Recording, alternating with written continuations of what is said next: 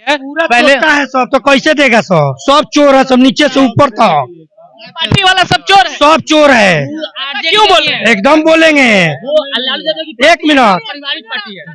जो आदमी अपने अपने जिंदगी को नसावर कर दिया, उसी लालटेन के चक्कर में उसकी मैडम को बुला के राज्यसभा के सीट पे बैठाने के लिए गाड़ घुमा के 4 लात मार बताया जाता है कि अपराधिक छवि के थे, इस कारण से उनको टिकट काटा गया। क्योंकि एक सेकंड गलत क्वेश्चन मत कीजिए, गलत क्वेश्चन नहीं कीजिए। क्वेश्चन हम नहीं कर रहे हैं सर। सुनिए सुनिए ना सर, आदमी सुनिए ठीक है, सुनिए ना। तू कहले बड़ो, हम कहले बड़ी, कहले बड़ो, ऊ लेके गए बच्चों लेके। आप बता देते हैं भैया, क्यों बना दिया गया? वो सब बनाया है, लालू के ही सरकार में वो जेल गए, आपको मालूम होना चाहिए।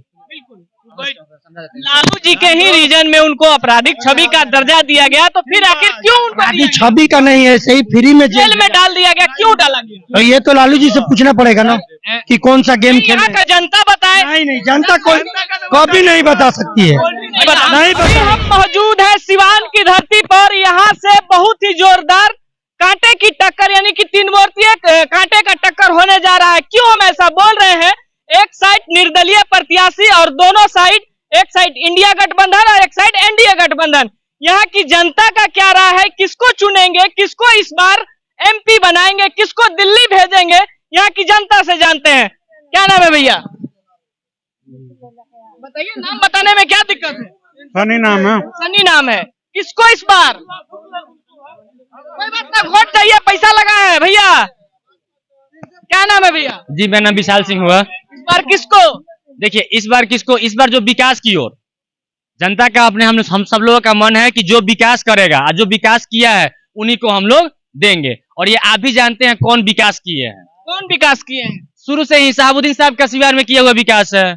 बाहर का तो बात नहीं लेंगे हम, अभी इंडिया की बात नहीं करेंगे, लेकिन हमारे जो सिवान, जहाँ हम धरती पे हैं, जिस पावन धरती से हम इस धरती के बारे में बोलते हैं, ये डॉक्टर राजेंद्र प्रसाद की भूमि है। साफ बताइए ना किसको? हम हिना साहब को हैं। हिना साहब को अगर वोट दीजिएगा तो अगर वहाँ दिल्ली में केंद्र सरकार में मोदी जी बैठे रहेंगे, चाहे राहुल जी बैठे रहेंगे, तो कैसे लेकर आएंगे वहां से यहाँ पैकेज? कैसे लेकर आएंगे विशेष राज्य का? देखिए, आप हमारी देखिए, हमारी संसद इनको हम बनाते हैं, तो हमारी ये आवाज हुई, जनता की आवाज। संसद का जो एमपी का मेंबर ऑफ पार्लियामेंट का जो चुनाव होती है, अभी जो लोकसभा का जो चुनाव हो रही है, तो पढ़े लिखे बात बताते हैं कि लोकसभा के जो चुनाव में, एक मिनट शांति रहिएगा, सुनिए ना।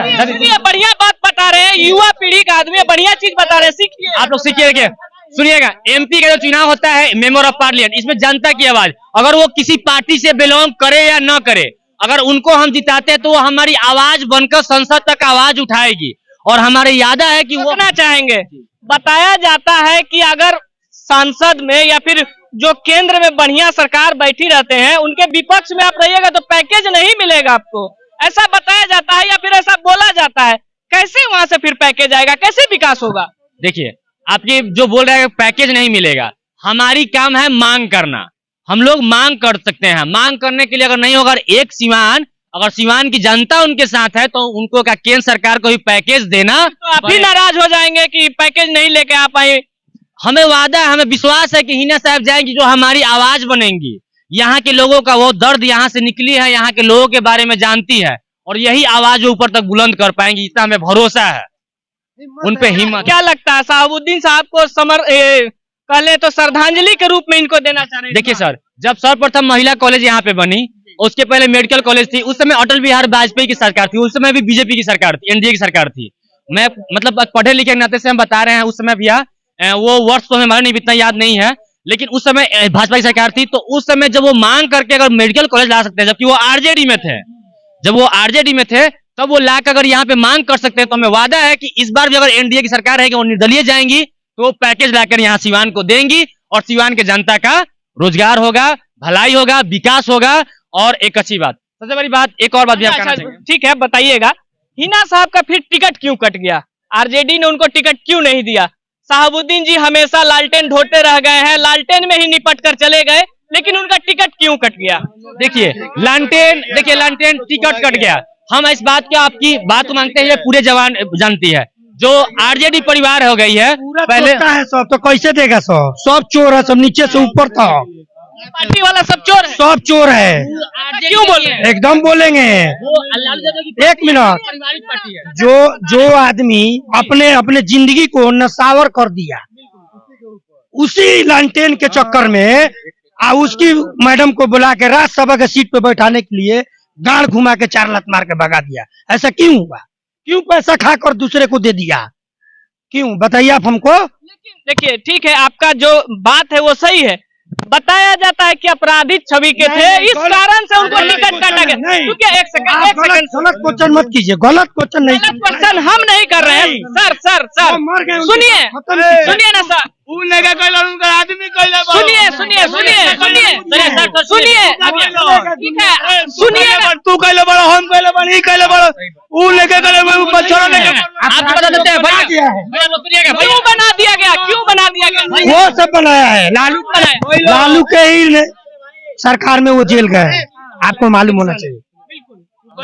लालू जी के ही रीजन में उनको आपराधिक छवि का दर्जा दिया गया, तो फिर आखिर क्यों उनको दिया गया? छवि का नहीं है, सही फ्री में जेल में डाल दिया गया, क्यों डाला गया? तो ये तो लालू जी से पूछना पड़ेगा ना कि कौन सा गेम खेल। यहाँ का जनता बताए। नहीं, जनता कोई कभी नहीं बता सकती है, नहीं बताएगी। आदमी से पूछिए। जो गेट होता है वो तो गेट है। आप तो हमसे ज्यादा जानते होंगे ना, और क्यों नहीं पता? हम जनता से पूछेंगे, क्यों नहीं? चलिए, जानता तो आप भी तो है भैया, आपको बताते हैं। देखिए, शहाबुद्दीन साहब पहले एमपी थे, ठीक है। आपकी क्या नाम जो है आपराधिक छवि, जो उनका काम है लगना, अगर मान लीजिए हम सही हैं तो हम पे गलत का धब्बा लगेगा ही। अगर हम रास्ते में अगर कीचड़ में चलना करेंगे ना, और कमल खिलता है तो कीचड़ में ही खिलता है, तो कीचड़ में कमल को कोई दोष नहीं होता है। अगर लोग उन पे अगर अफवाह लगा रहे हैं कि अपराधी छवि है, माँ हम भी हैं, हम पे भी कोई आकर कोई केस कर सकता है कि हम उनका मर्डर कर दिए हैं। लेकिन ये बुनियाद होगी, बेहिजक होगी, कोर्ट हमको बाइज्जत दोषी करेगी, तभी हम पे अपराधी छवि। तो हम सिवान की जनता से पूछना चाहते हैं कि आखिर क्यों लगा उन पे अपराधी? सुनिए, अभी मान लीजिए हमारे 2 भाई में, भैया सुनिए, हमारे 2 भाई में झगड़ा है, अगर हम किसी दूसरे एमपी का साथ पकड़ रहे हैं, अगर ये हम साहब उस समय थे, साहब का इंसानियत था और उनके अदालत में इंसाफ होता था। गरीब जाए तो उनके पास इंसाफ होता था, और गरीब को कोई अगर किया तो जो भी चीज किया है ना भैया, तो वो लोग बड़े लोग ही किए हैं। कोई भी गरीब को, कोई भी जो असहाय लाचार है, उनको उससे कोई द्वेष नहीं है, और बड़े लोग भी उनको फंसाया है, और बड़े लोग उनको केस किया है, उन पे कोई आपराधिक मेरे मामले बताइए आप। वो अभी भी नहीं है। उनके घर में अभी भी कोई गरीब एक चला जाए ना, तो वो खाली नहीं आ सकता उनके द्वार से। यानी कि जो फरियाद लेकर जाएंगे उधर से खाली नहीं आएंगे। वो कभी जाएंगे तो उनके लिए कुछ न कुछ लेके आएंगे जरूर। लेकिन न्यूज़पेपर में कल ही का अखबार या परसों का अखबार में निकला था कि हिना साहब ने चुपके से जाकर नॉमिनेशन कर लिया। आखिर क्यों? ये बात सुनिए, चुप, ये बात सुनिए। वो नहीं चाहती है कि ऐसे हम दिखाएं कि हमारे पास काफिला है, ये है। काफिला दिखाने से नहीं होता, वो दिल से होता है।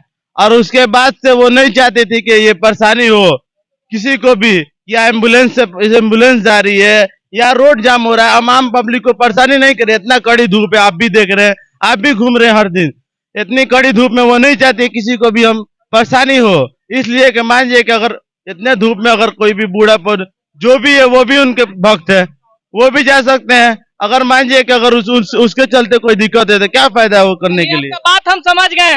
साफ किसके साथ? हिना साहब के साथ। आप किसके हैं? लमटेन है हिना साहब। कोई इंडिया नहीं, कोई नहीं।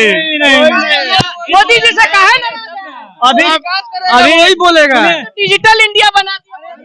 नहीं अभी क्या मोदी जी आते हैं तो बहुत भीड़ लगता है कहीं भी। अभी यहाँ है ना तो उतना घाम को से गए हैं, नहीं गए हैं।